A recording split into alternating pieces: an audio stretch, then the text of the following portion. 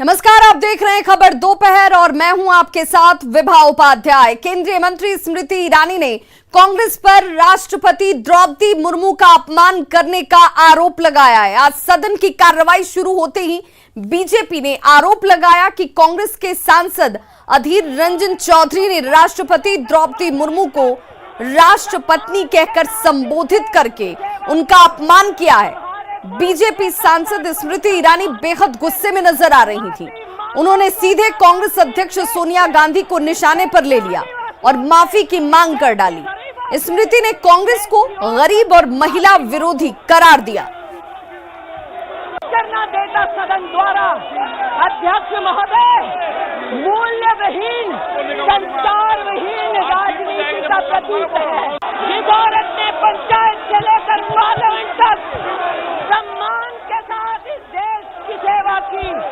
तुम्हारे पुरुष नेता सड़क पर उसका अपमान करते हैं। क्या आदरणीय नरेंद्र भाई मोदी ने 75 साल की आजादी में पहली बार एक गरीब आदिवासी महिला को राष्ट्रपति पद का उम्मीदवार बनाया। राष्ट्रपति पद का उम्मीदवार बनते ही द्रौपदी मुर्मू कांग्रेस पार्टी की घृणा का केंद्र बनी। कांग्रेस के पुरुष नेताओं ने द्रौपदी मुर्मू को कठपुतली कहा। कांग्रेस के घृणित कार्य करने वाले पुरुष नेताओं ने द्रौपदी को अमंगल का प्रतीक कहा। वहीं इस पूरे मामले को लेकर जब कांग्रेस अध्यक्ष सोनिया गांधी से सवाल पूछा गया तो उन्होंने कहा कि उनके सांसद ने पहले ही इस मामले पर माफी मांग ली है। जवाब के दौरान सोनिया गांधी काफी गुस्से में दिखाई दे रही थी। Ma'am, will you ask Adil to apologize? He has already apologized. Ma'am, will you ask Adil to apologize? He has already apologized. Ma'am, will you ask Adil to apologize? He has already apologized. वहीं कांग्रेस सांसद अधीर रंजन चौधरी ने भी कहा कि वो अपने बयान पर खेद जता चुके हैं और जरूरत पड़ी तो वे राष्ट्रपति से मिलकर माफी मांग लेंगे। माफी मांगने के बाद कहा, मैंने कहा चूक हो सकता है। अगर राष्ट्रपति जी को बुरा लगा मैं खुद राष्ट्रपति से मिलकर माफी मांगूंगा जरूरत पड़े तो। लेकिन ये पाखंडी के साथ, ये पाखंडी के पास क्यों है मैं इतना माफी मांगने की बात आते हैं। मैं तो कुछ किया नहीं है, गलती एक एरर हुआ है, चूक हुआ है। बीजेपी की तरफ से पटना में संयुक्त मोर्चा राष्ट्रीय कार्यकारिणी की बैठक आयोजित की गई है और यह बैठक 30 और 31 जुलाई को आयोजित है।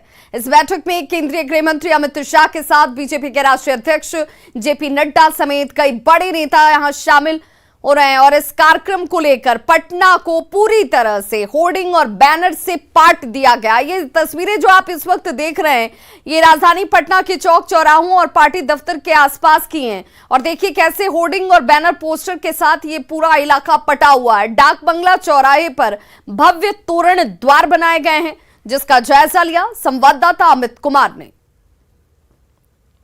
बीजेपी की राष्ट्रीय कार्यकारिणी की बैठक जो है वो पटना में आहूत की गई है। संयुक्त मोर्चा राष्ट्रीय कार्यकारिणी की ये जो बैठक है 30 और 31 जुलाई को बुलाई गई है। इसमें देश के गृह मंत्री अमित शाह जो हैं वो भी शामिल होने आ रहे हैं। भाजपा के जो राष्ट्रीय अध्यक्ष हैं जेपी नड्डा वो भी शामिल होने आ रहे हैं और बताते चलें कि जो युवा मोर्चा है भाजपा के उसके राष्ट्रीय अध्यक्ष तेजस्वी सूर्या जो है वो पटना पहुंच भी चुके हैं। तो देख सकते हैं कि यहाँ पटना का ये हृदय स्थली है डाक बंगला चौराहा जहाँ पे ये तोरण द्वार जो है वो बनाया जा रहा है। भव्य तोरण द्वार जो है वो बनाया गया है जिसमें साफ तौर पे लिखा है कि भारतीय जनता पार्टी संयुक्त मोर्चा राष्ट्रीय कार्यकारिणी में आए सभी प्रतिनिधियों का पाटलिपुत्र की धरती पर स्वागत और अभिनंदन जो है वो किया जा रहा है। तो यहाँ देखिए पूरे शहर को अगर हम बात करें तो इस तरह से होर्डिंग बैनर से पाट दिया गया है। चप्पे चप्पे पे जो तस्वीर जो है वो लगाई गई है और यहाँ पे देख सकते हैं कि जो भारतीय जनता पार्टी संयुक्त मोर्चा राष्ट्रीय कार्यकारिणी में आए सभी प्रतिनिधियों का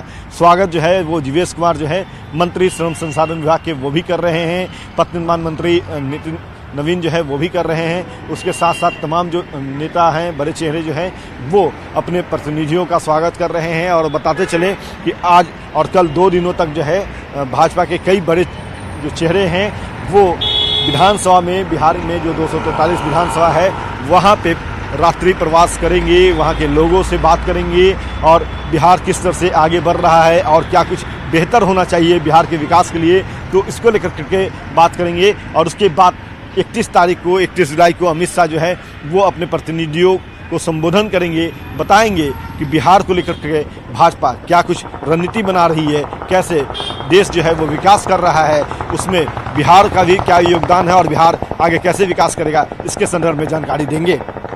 कैमरा पर्सन अजय दुबे के साथ अमित कुमार, न्यूज 18 पटना।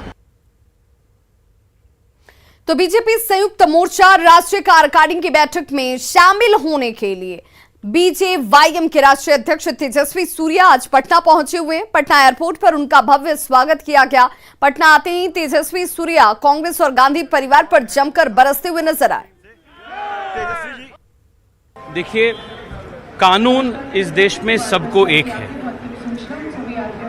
पर गांधी परिवार ऐसे समझते हैं कि वो कानून से ऊपर है। आज देश में ये जो परिवारवादी पार्टीज हैं, परिवारवादी पार्टियां अपने आप को कानून के ऊपर समझते हैं और ये लोकतंत्र का भी एक विरोधी है। इसलिए मैं ये जो नाटक हो रहा है कांग्रेस पार्टी का, धरना प्रदर्शन करना, ट्रेन रोकना, ये सब दिखाते हैं कि वो लोकतंत्र पे भी विश्वास नहीं करता है, देश के जुडिशियल सिस्टम पर भी इनका विश्वास नहीं है। And this is the real DNA of the Congress party.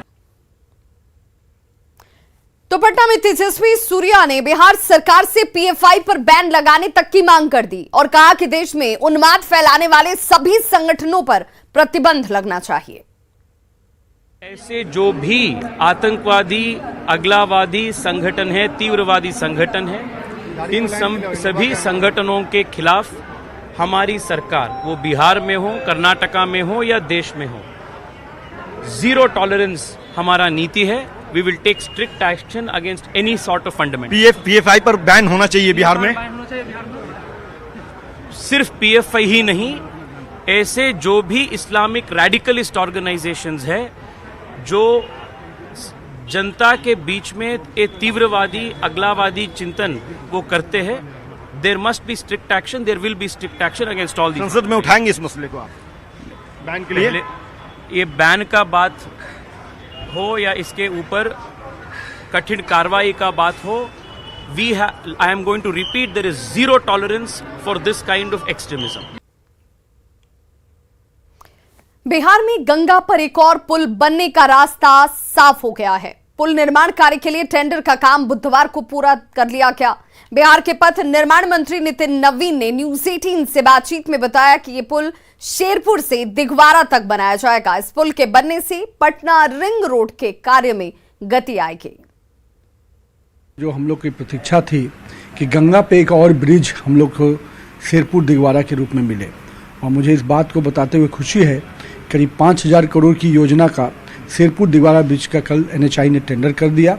और इस ब्रिज से जो पटना रिंग रोड का जो अलाइनमेंट था, जो गंगा के एक अलाइनमेंट को हम लोग कच्ची दरगाह बिदुपुर से जोड़ रहे थे, उसका दूसरा अलाइनमेंट जो गंगा से जुड़ रहा था पटना रिंग रोड का, वो शेरपुर दिघवारा था। और अभी पटना रिंग रोड के अंतर्गत शेरपुर दिघवारा का भी टेंडर कल हो गया है। इससे कहीं ना कहीं जो बिहार में उत्तर बिहार और दक्षिण बिहार कनेक्टिविटी और पटना का जो विस्तार, इसको इस रूप में हम लोग देख सकते हैं।